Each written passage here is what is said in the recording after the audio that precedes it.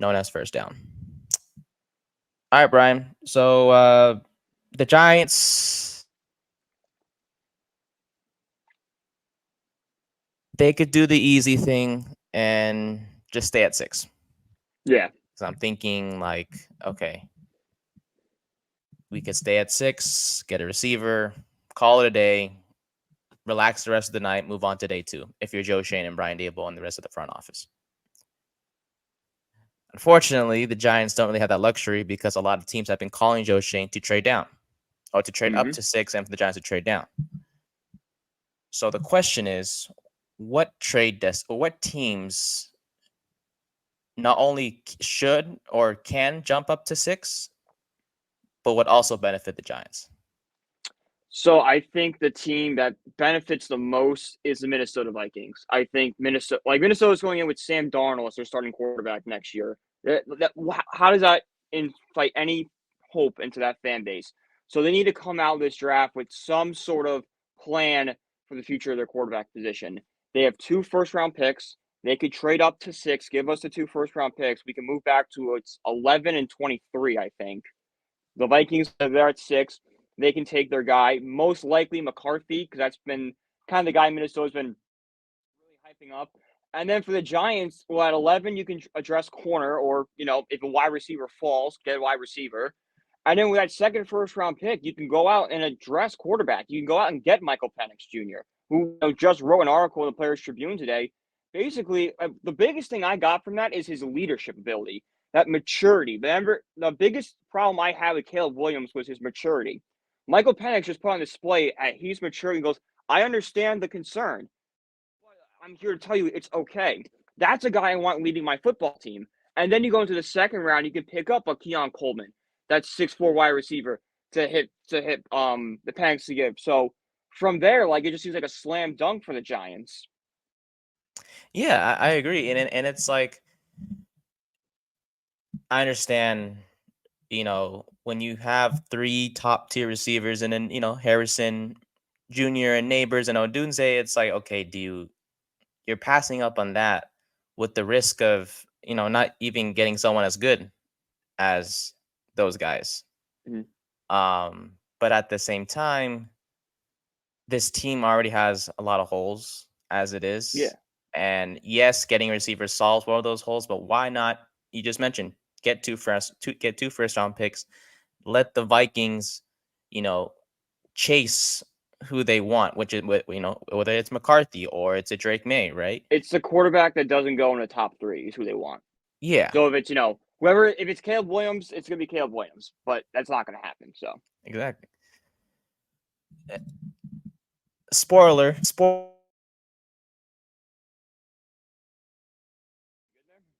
I think we lost Nate. Oh, I he's have to get back. a new mic.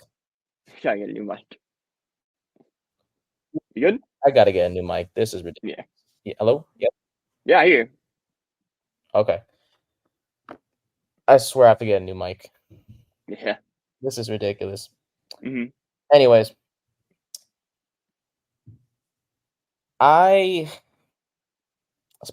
a spoiler alert. I have, for the Corner Booth show, which is, as we're recording this, will be live the same day at 4 p.m. Pacific time, 7 on the East Coast. We each had to do a mock draft. Mm-hmm. I did have the Giants training down to 11 and 23 for the 6th overall pick. But I went Penix at 11. Penix at 11, okay. I don't hate it. Don't hate it. I know you don't, but a lot of people do, I'm sure, because they feel like it's too early. It definitely is a reach. I will give you it's a reach. But could you tell me why it wouldn't be a reach? It wouldn't be a reach because you're kind of betting on that the injuries are behind him and you're kind of just going off his film. His film is a quarterback that should go in the top 15. It's just he's had, 4 season-ending injuries that have killed his draft stock. Think about it, he's had 4 season-ending injuries and he still could go in the first round. That should show you what talent is on that film he's showing us. So, when you put that together, 11 is not crazy. 11 is crazy just because of how everything's gone. But in normal circumstances, 11 is probably like a steal. So the reason I wanted him at 11 is because, yes, I could have gone, Quentin Mitchell, the cornerback, or stuff like that. Or, maybe a Bo Nix, for example, because Bo Nix, doesn't really have that injury history. They're similar quarterbacks, just that Penix has an injury history and blah, blah, blah. Mm-hmm. It's just I know if I don't get Penix at 11, I'm not getting him at 23 because you have another spoiler alert. I do have the Patriots trading with the Raiders in this mock draft. Patriots fall to 13. I'm afraid if the Giants don't get Penix at 11, he might go to the Patriots at 13, and the Patriots get their quarterback of the future, right? If it's not the Patriots, and it's the Saints at 14, Derek Carr, right? If it's not the Saints, it's the Seattle Seahawks at 16, Geno Smith. Why not bring a guy who played out Washington, the same state as Seattle, bring him in, let him develop behind Geno. If Geno stumbles in 2024, Penix comes in, there you go. After that, I guess a dark horse could be the Rams at 19. Matthew Stafford's getting old. So I'm taking the risk only because I'm scared the team's behind the Giants. No, I get that. Yeah. So I really do want Michael Penix, but the trade to get 2 first-round picks, it lessens the criticism from people saying, "Oh, it's a reach to get Penix at 11," or "Oh, you could still get him at 23." At least I'm getting him now, so that way I can still address another position at 23, which for this mock draft, I ended up getting Nate Wiggins, the cornerback from Clemson. Perfect, yeah. Yeah, so you basically just flipped what I did. I had taking the corner at 11 and taking the quarterback at 23, and then the wide receiver in the second round. Or you could even take, Brian Thompson Jr., who I think is underrated, at 23, and then go corner in the second round. Like, there's endless possibilities you can do here and still get really good, talented players in here. I mean, just like getting those two first round picks, you can do whatever you want. Yeah. You can get a quarterback, at just whenever. You can get a cornerback whenever. You get a receiver. It really opens up so many opportunities for New York. So that is what one Joe Schoen, when he first came in, he wants to as many swings in the draft as possible.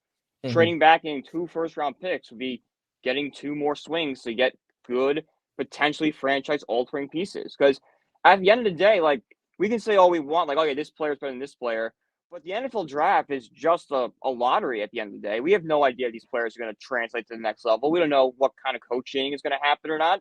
So sure, a player might get taken at 23, but that doesn't mean he's not a franchise quarterback. It means there's some intangible that's just not there yet. See, Cold Irons 0727. I appreciate you stopping by, saying I don't think Penix is going to be good at the next level. Just your opinion. And we're all entitled to our opinions. I would love to hear why that is the case. I guess, Brian, why do you think he'll be good at the next? Is it just because of his maturity and leadership, is it because of his strong arm, or is there more to why you like Penix at the next level? Strong arm in the leadership, I think. I think he has that good arm that can, put down the field, and he just will be a leader of men. He'll be a guy the guys want to follow. He could be, that leader in the locker room. I would say the same thing. It's just his age. It may be a downside to some, but being 24 years old, you have so much experience. He has a heck of an arm. Played in an air raid offense at Washington.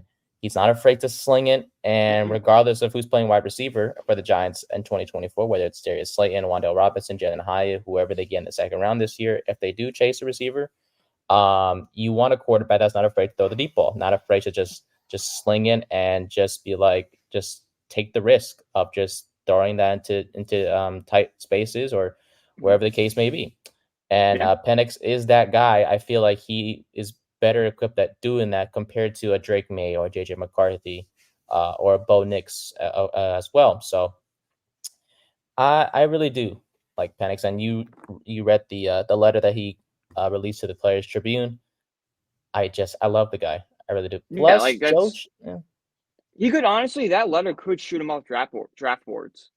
Like, that 11 might not be crazy right now because of I think a team can fall in love with him. I mean, Joe Schoen and then Brian Diablo did go to his pro day instead of the UNC pro day when because they were both on the same day. So, and people are saying, well, maybe they were there to see Romo Dunze. Yeah. Okay. But they're there to see Romo Dunze. Guess what? They have to look at Penix too. Yeah. Yeah. So like, and they can still fall. Just because you go to a pro day to watch somebody doesn't mean you're not going to fall in love with somebody else. Like I remember, exactly. I hate to use this example, but Dave Gettleman said when he would watch film for the Saquon Barkley draft, he would always try his best not to watch Saquon, but would just become encapsulated by him. So like it happens. Sometimes you go in like, all right, I'm going to look at this linebacker, and then you see a receiver make a cut or something like, wait a minute, what's that? And then you go find him. You're not doing a good job if you're going to a pro day going, we're close-minded, we're just going to look at this one player. No, you should go to a pro day to look at all the players. That's why they have these. So you get a first-hand account of what these guys can do athletically. And it helps that Washington has like not just one, but like 2 or 3 good receivers. Jalen McMillan, Jalen Polk are 2 others receivers that stand out for Washington as well. So, the Giants, if they don't get Odunze and they get Penix, maybe they can get him a teammate. In McMillan or Polk in the later round. So I don't know. I love Penix. I really do. The odds of him going to the Giants are kind of low-ish to be from what I've seen from various mock drafts, but there's been a few that say he's a good fit. So yeah. Also, I think I figured out. I've been thinking about this the other day when we did the mock draft and we did a running back in the 3rd round, got a C for it. It's because the Giants don't have a need for running back, according to Pro Football Reference. That's why it tanks the grade. But well, they do. They do, but it's like it's just not a pressing need. But it is like a need. It's a need. True. They could use it back behind Devin Singletary. I just feel like if you address running back in the 3rd round or whenever, you don't have to do committee. You can just say, Singletary, you're the second guy. Whoever we draft will be the first guy, and just go for it, man. I mean, yeah, committee is great and all, but there's nothing better, or not better, but there's nothing more assuring than just having one guy be the main back. Yeah. Whether it's Trey Benson or I'm just saying, man, if Audric Estime falls to the Giants. Oh, they're great. Be amazing.